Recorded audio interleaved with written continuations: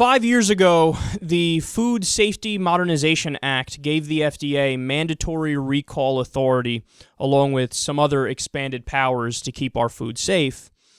But it's been failing. And the reason it's been failing, quote, it needed a total of $580 million since 2011 to be effective. But Congress has doled out less than half of that amount. All right, so let's pause here for a second.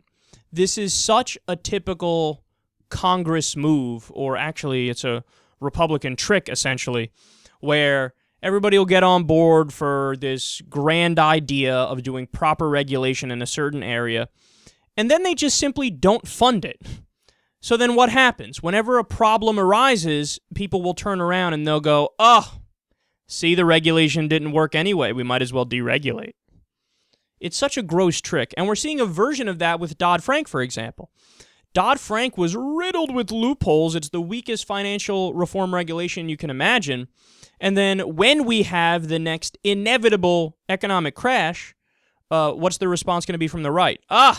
See, we had a Democratic president, he did Democratic policies, he did regulation, and now the economy's in shambles. I guess we should have went Republican all along and did more deregulation. And what does this ignore in both cases? It ignores the fact that in both cases, proper, efficient regulation is what's needed. So they continue here and say, quote, agency officials said the budget shortfall undermines their efforts to significantly improve the food safety system that has failed to prevent nearly 48 million foodborne illnesses annually, nearly 3,000 of which result in death. Imagine we had 3,000 deaths from terrorism. Imagine we had 48 million illnesses. So terrorists put something in the water supply in some gigantic city or half a state or some shit, and people for, 3 weeks doing nothing but vomiting and shitting and in excruciating pain. And we figured out that, it was linked to Al-Shabaab. People be like, wage war on everybody everywhere, the Muslims kill them all. But whenever it's simply because Congress isn't doing the right thing and they're not funding regulation, people look at that and they go, it's amazing how biased we are in response to real-world problems. Like, take, for example, I know this is a separate conversation for a separate day, but there are 32,000 gun deaths in America every single year. And that includes everything. Homicides, suicides, accidents, you name it.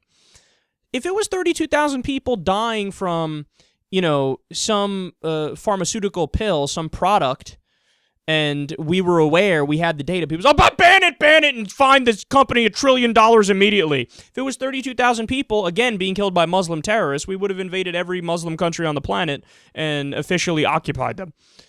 But since it's 32,000, and it's because we have absurdly shitty gun laws that allow psychopathic people to get weapons without even a fucking background check, people's reactions are like, well, it's the price of freedom, man. It's the price of freedom. And I get it, like, I would be in favor of, I'm in favor of gun rights. I just want to have a universal background check and some basic limits on magazine size and just common sense reform. But even that, they say, no, I don't care that 32,000 people died. So here we have another case, 3,000 people dead from just lack of regulation for food. Nobody gives a shit. Nobody talks about it. Turn on CNN, see if they're bringing up this fact. I love how unserious CNN is, right? They would talk about the breakup of One Direction way before they'd talk about a report that says 48 million foodborne illnesses happen because of lack of regulation and 3,000 people die because of lack of food regulation.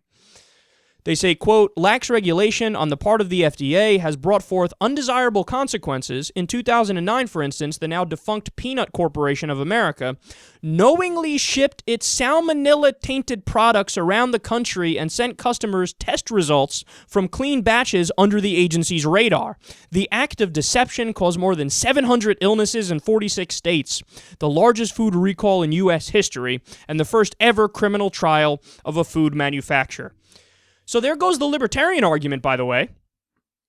I mean, the whole argument is you don't need any marketplace regulation because the market will sort itself out. If a company does something super fucked up like that, they're going to go out of business because people are going to know that they're a fucked up company. But why would you sit by and let people die because your food has salmonella and they know it, when you can have regulators catch the problem, nip it in the bud, and nobody dies? Why should we have to wait for 39 people to die to go, we probably shouldn't shop there? You need an independent body to say, oh yeah, we tested it, it has salmonella, you're not allowed to sell those products. Again, the libertarian argument totally destroyed when you look at stuff like this. They say, quote, without substantial funds, the FDA hasn't been able to modernize its inspection process and retain nearly 2,000 inspectors and other staff members crucial to its mission. 2,000 is all they have, or all they need for the entire country. Think about how fucked up our priorities are. I'll get back to that point in a second, but they say, quote, the federal agency has also had difficulty overseeing food imports and providing guidance to state inspection groups. A recent GAO report found that the state government agency fell short in its goal to inspect at least 4,800 facilities by 2014, only carrying out its mission in less than a third. So thousands of places that need an inspection are not getting an inspection. We all have this idea of the FDA as really, doing their job and checking all our food to make sure it won't make us sick. That's not the case. They inspect, a tiny percentage of the food that we end up consuming. I don't know about you guys, but I don't like that. And they're saying, we're not fully funded to have our full 2,000 inspectors working. Okay. Our priorities, man, 57% of our discretionary budget goes towards war, goes towards the military. How much money do we give to Walmart every year as a subsidy, a corporate welfare check? What is it, $4 billion? Or is that the ExxonMobil subsidy? $80 billion to the big banks for no good goddamn reason. It's just the lobbyists bought off the politicians, so they're giving them an $80 billion gift every year. We can spend money on that, but we can't even afford for 2,000 inspectors for all the food in the United States of America.